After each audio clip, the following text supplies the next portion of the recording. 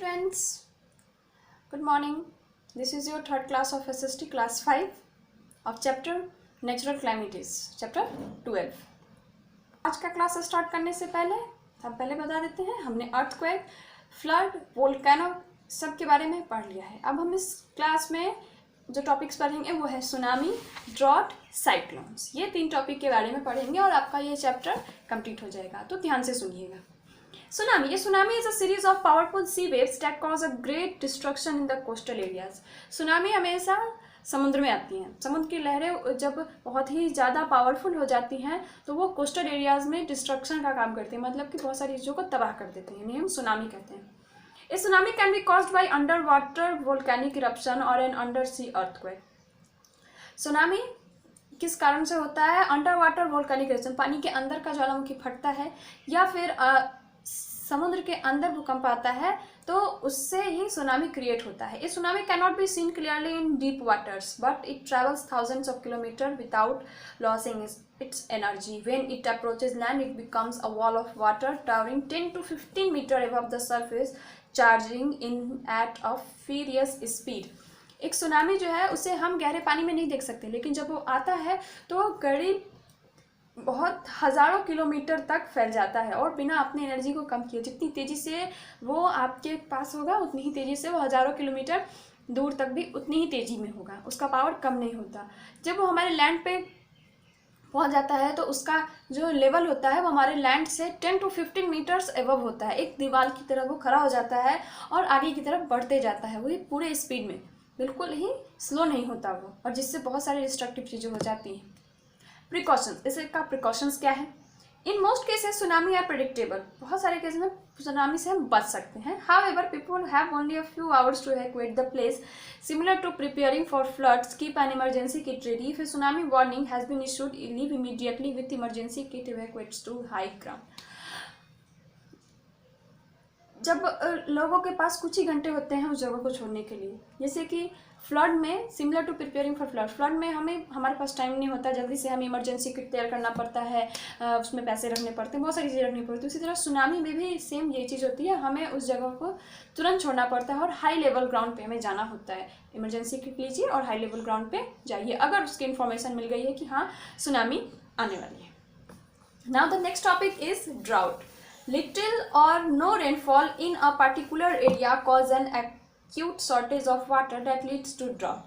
जब बहुत कम बारिश होती है या बारिश नहीं होती है जिस एरिया में, उस एरिया में ड्रॉट आता है, मतलब सुखाड़ आ जाता है। Agriculture in India is heavily dependent on monsoon. हमारे इंडिया का जो एग्रीकल्चर है वो ज़्यादातर मानसून सीजन पे ही डिपेंड करता है। अगर बारिश नहीं होती है तो फसलें खराब हो जाती हैं, और समय से पहले अगर बारिश हो जाती है उससे भी फसलें खराब हो जाती हैं। In case the rain fail, crops dies. अगर बारिश नहीं होती है तो फसलें जो है वो खत्म हो जाती हैं। The land becomes parched and infertile. The failure of crops can be felt immediately in terms of lack of food and lack of income. बारिश नहीं होगी तो हमारा जो लैंड है वो नमी खो देगा और जिस वजह से फसलें जो हैं वो अच्छी नहीं होती हैं। फसलें नहीं होंगी तो लोगों के पास, किसान के पास खाने के लिए पैसे नहीं होंगे और भोजन भी नहीं। प्रिकॉशंस, इसका प्रिकॉशंस क्या है? हर एक चीज़ का प्रिकॉशन है, हम हर एक चीज़ से बच सकते हैं। Drought do not have any immediate effect on life और property like other disaster. Drought जो है, सुखाड़ जो अचानक से नहीं आता, वो धीरे धीरे ही आता है, इसलिए वो किसी भी लाइफ को इतनी जल्दी इफेक्ट नहीं कर सकता। To prevent droughts we should save every drop of water and grow more trees. Drought से बचने के लिए हमें पेड़ लगाने चाहिए, पानी की एक एक बूंद को बचा के रखना चाहिए। Building reservoirs to store water and drain water harvesting etc can help preventing droughts. हमें बहुत सारे प्रिजर्वर्स या रेन वाटर स्टोरिंग करने का बहुत सारा स्टोर बनाना चाहिए, जिससे हम बारिश के पानी को भी स्टोर करके रख सकें और नॉर्मल पानी को भी स्टोर करके रख सकें खेती के लिए। Now the next topic is cyclone. Cyclone में तूफान। A cyclone is very strong wind accompanied by a very heavy rain. Cyclone जो है वो बहुत ही तेज हवा है बारिश के साथ। The strong winds often causes high waves called tidal waves in the sea, which leads to flooding of the coastal areas. इसकी हवाएं इतनी तेज़ होती हैं कि वो बहुत ही ज़्यादा ही बहुत बड़े तूफान का रूप ले रही थी। इसको हम लोग टिडल वेव्स बोलते हैं, जो इस समुद्र में आती है, जहाँ फ्लड का कोस्टल एरिया में जो फ्लड है वहाँ आ जाता है। It rips off roofs from houses, वो छतों पर, घरों पर से उनके छत को हटा देते हैं।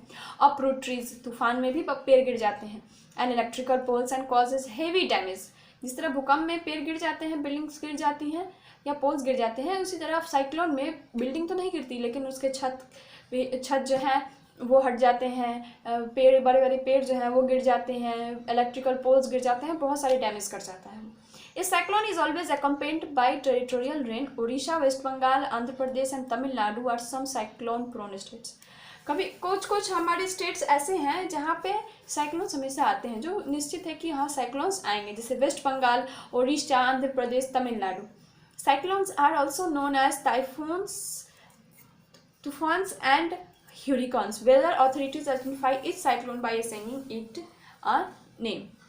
साइक्लोन्स के और भी नाम है, जैसे टाइफून, तूफान्स एंड ह्यूरिकेन्स। वेदर अथॉरिटीज, मौसम विभाग जो है वो हमें समय समय पे साइक्लोन्स की भी सूचना देते रहता है। कभी आप पेपर में पढ़ते हैं ना कि हाँ आज 4 दिन के लिए बारिश होने वाली है, अभी 2 दिन तक बारिश नहीं होगी, या अभी बारिश जो है वो तेज़ बारिश होगी, धीरे धीरे बारिश होगी, तूफान आने वाला है। ये सारी चीज़ें हमारे मौसम विभाग हमें देते रहते हैं। इससे भी बच सकते हैं। Precautions, if you live in a cyclone prone area, listen to weather forecast and alert system and keep emergency kit handy. Flood की तरह, सुनामी की तरह हमें एक इमरजेंसी किट हमेशा तैयार रहना चाहिए। अगर हम साइक्लोन प्रोन एरिया में रह रहे हैं जहाँ साइक्लोन्स हमेशा आती हैं, तो वहाँ हमें वेदर फॉरकास्ट, मौसम विभाग की हर एक सूचना को बड़ी ध्यान से सुनना चाहिए और हमेशा तैयार रहना चाहिए इमरजेंसी किट के साथ। If there are trees near your house, trim the dead and weak branches. अगर आपके घर के आसपास कहीं पेड़ है तो उसके मरे हुए ब्रांचेज को तोड़ दीजिए या उन्हें हटा दीजिए, काट दीजिए। As soon as a cyclone start, अगर तूफान स्टार्ट हो गया तो अपने गैस को बंद कर दीजिए और सारे इलेक्ट्रिक अप्लायंसेस को भी ऑफ कर दीजिए। Close the doors and Windows securely, घर के खिड़की दरवाजों को भी बंद कर दीजिए ताकि वो साइक्लोन्स की जो हवाएं हैं वो आपके घर में ना आ सके। If required to evacuate, leave immediately. अगर ज़रूरत छोड़ने की ज़रूरत पड़ रही है, बहुत ज़्यादा ही खतरा महसूस हो रहा है, तो उस जगह को तुरंत छोड़ दीजिए। फैक्ट फाइल है दिया, the cyclone of Andhra Pradesh in 1977।